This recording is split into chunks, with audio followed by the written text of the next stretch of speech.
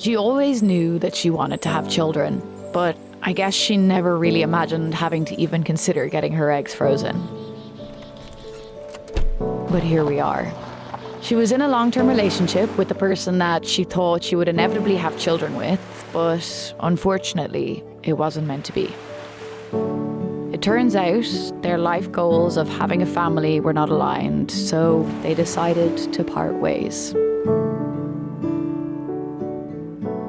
I wasn't the first woman to become single at 30, but boy did it feel like it. I was panicked for time. I felt alone. I felt like nobody understood, and I felt like everybody around me was settled and happy. Have you ever imagined yourself on a date having to consider asking, "Hey, do you want kids?" I did not want to have to do that. I wanted to enjoy my romantic life. I wanted no pressure in finding love again. You don't think about how little you know about your body until you're on your way to a fertility expert.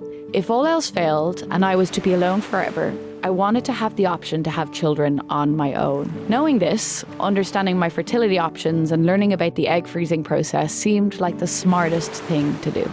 I got in touch with the Cayman Fertility Centre. I booked my first consultation, and even though I had no idea what to expect, it felt like a power move. I gathered every morsel of information I could about this journey. Looking back, I was extremely overwhelmed by the amount of information I was given that day, and the reality of my situation hit me.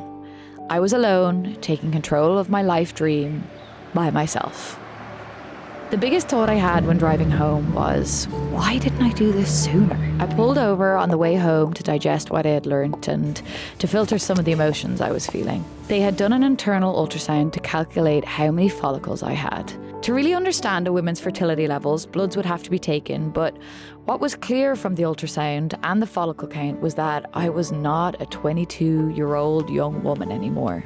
I would be lying if I said I wasn't upset that day. I felt hard done by. My bloods came back confirming that my fertility was indeed lower than it should be for my age. I was never hopeless, but more so just taken aback by my ignorance and lack of knowledge about this topic. However, the team at Cayman Fertility Clinic made it clear that it is not about the quantity of eggs or your AMH levels. It only takes one good quality egg to conceive. Hannah, don't worry. You're here now. So that's already the first step you did, and that's good. Now you have the knowledge. Now I told you how it works, what your options are. And it's not about the quantity of how many eggs we will retrieve. It's about the quality. And you're still young, so maybe there will be no 1,000 of eggs we will retrieve, but they will have a good quality. Okay, so don't worry. I decided to go through with the process. And a few months later, I went to get my medication and start the process in order to get my eggs retrieved. This part was not as harrowing as some people had made it out to be. I spoke with my doctor about the approach to the meds, and we both agreed that a milder dosage would suit me best. It also turns out that I was not as brave as I thought. The process involves injecting medication, and it turns out I wasn't able to do it myself.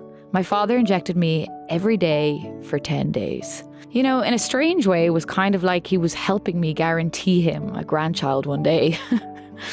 There was one checkup during the injection period to ensure that my ovaries were on track, and I was lucky enough to not have many symptoms. Sure, I was bloated, emotional, had brain fog and was tired, but essentially it was just like having very bad PMS.